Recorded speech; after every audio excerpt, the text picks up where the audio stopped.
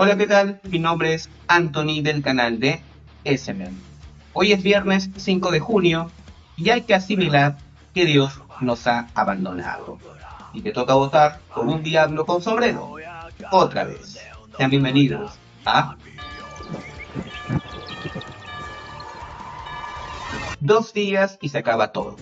2 días y el Perú continuará su crisis permanente.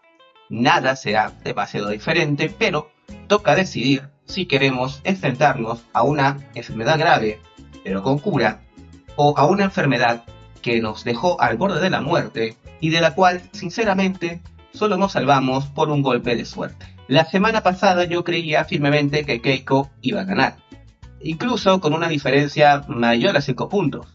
Creí que el pueblo peruano estaba viendo en Roberto Sánchez una extensión de Pedro Castillo y que al no haber funcionado en el 2021, no tendría sentido creer que habría alguna diferencia en este 2026.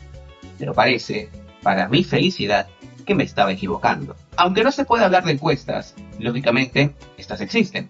Y si sabes cómo encontrarlas, te darás cuenta por qué digo que Keiko ya no tiene nada asegurado. Más bien, tal vez haría bien en prepararse para aceptar su cuarta derrota consecutiva. O, si somos más realistas, para empezar a planear la nueva pataleta del fraude. Todo indica que el debate electoral del domingo pasado no le sumó ningún punto a la señora Keiko y que solo sirvió para despertar al partido político más grande de este país, el único que puede asegurar como mínimo un 40% de intención de voto, el anti-Fujimori. Porque Roberto Sánchez y Juntos por el Perú son una mala opción para gobernar el país, como lo era Pedro Castillo, Pedro Pablo Kuczynski y hasta incluso Ollanta Humala. Pero Keiko Fujimori no es que sea una mala opción, sino que es una opción cuidadosamente preparada para destruir la poca democracia que queda en el Perú. Simplemente Keiko no va. Roberto Sánchez, entiendo que necesites sumar una serie de aliados. Lo necesitarás en el Congreso y electoralmente te puede servir para convencer al votante de centro. Pero, George Forsyth, ¿estás buscando votos o estás armando tu equipo para la pichanga? A propósito de pichanga, el delantero debería ser López Chao, porque por ahí dicen que las mete todas y de dos en dos. Y siguiendo con las analogías futboleras, siempre es bueno fichar a un jugador con experiencia, pero Ricardo Belmont y sus 80 años me parece un poco exagerado. Roberto Sánchez esperó a la última semana de la campaña para sumar a todas las figuras políticas que más que apoyarlo a él, odian a Keiko Fujimori. Y en ese aspecto me burlé de Forsyth, pero a diferencia de otros, el ex arquero de Alianza Lima siempre ha sido muy frontal en su rechazo a la señora del caos. Ya con eso supera a quien iba a ser su primer ministro en la pasada campaña. Hablo de Jorge, el tibio Nieto. Todos estos apoyos que ha recibido en los últimos días parece que le han devuelto las esperanzas en ganar esta segunda vuelta. Y se debe valorar mucho esta actitud, porque yo critico a Jorge Nieto, pero seguramente no ha perdido ningún voto. Y cuando postule como presidente regional de Arequipa, seguramente ganará primera vuelta.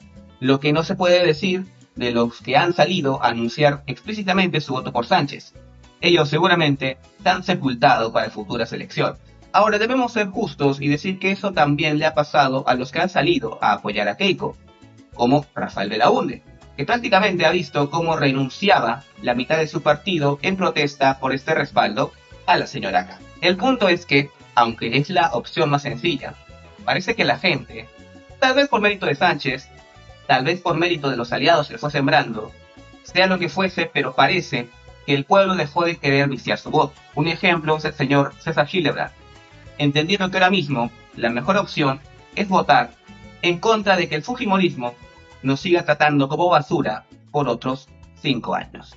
El dolor en el orgullo que debe estar sintiendo López Aliaga ahora mismo, después de insultarla, menospreciarla y hasta acusarla de ser cómplice de un fraude que solo existe en su cabeza, ha tenido que agachar esa misma cabeza y rogar a sus votantes que este domingo marquen la K del caos. A estas alturas no debe existir nadie que crea en la palabra de López Aliaga. Por ejemplo, ¿cómo empezó la campaña actual? Con una mentira, incumpliendo su promesa de que no iba a renunciar a la alcaldía de Lima y que ya no iba a postular a la presidencia. Supuestamente, su palabra valía oro. y al final no valía ni los 10 soles que gasta Muñante para entrar al Cinetauro. Y su última mentira, en varias ocasiones, pero puntualmente en una entrevista con el periodista más rastrero de la actualidad, Pedro Tenorio de Latina, él afirmó, aunque Tenorio trataba de convencerlo, pero él fue firme de que jamás apoyaría a Keiko Fujimori, que dejaba a la conciencia de sus votantes su decisión, pero que no iba a endosar a nadie. Y aquí también fue una palabra de oro, el mismo oro que encuentras en el anillo que le regalaste a tu ex y que te costó 5 soles.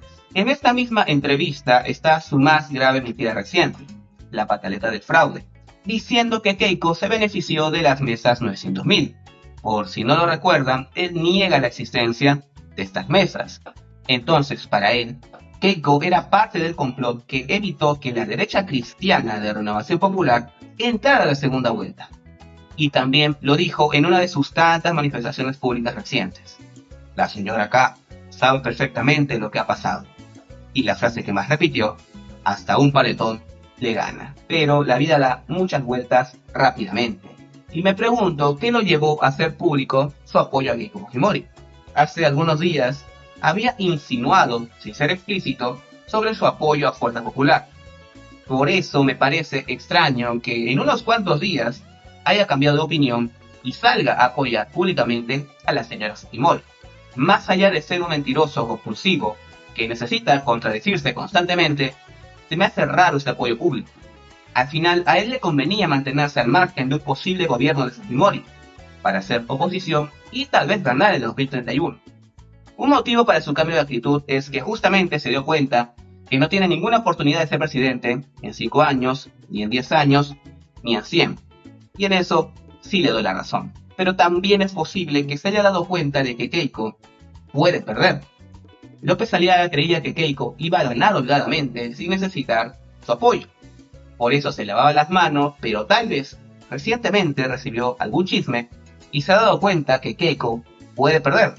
Y si pierde, sus votantes le iban a echar en cara que no se haya unido para enfrentar al comunismo. Eso es lo que pasa por tener votantes que tienen sueños húmedos con el comunismo. Las acciones de López Aliaga, su enésima contradicción, representa el miedo de una clase política bien acomodada, de unos partidos políticos que gobernaron el país gracias a un pacto entre ellos y Dina Boluarte, y que conspiraron desde el día 1 para sacar al presidente democráticamente electo, Pedro Castillo. Esa clase política está sudando porque se viene la cuarta derrota de Keiko. Y esta vez, el panetón, mi querido Rafael, se llama Roberto Sánchez. Y hasta aquí llega el video de hoy. Me alegra que hayan podido acompañarme.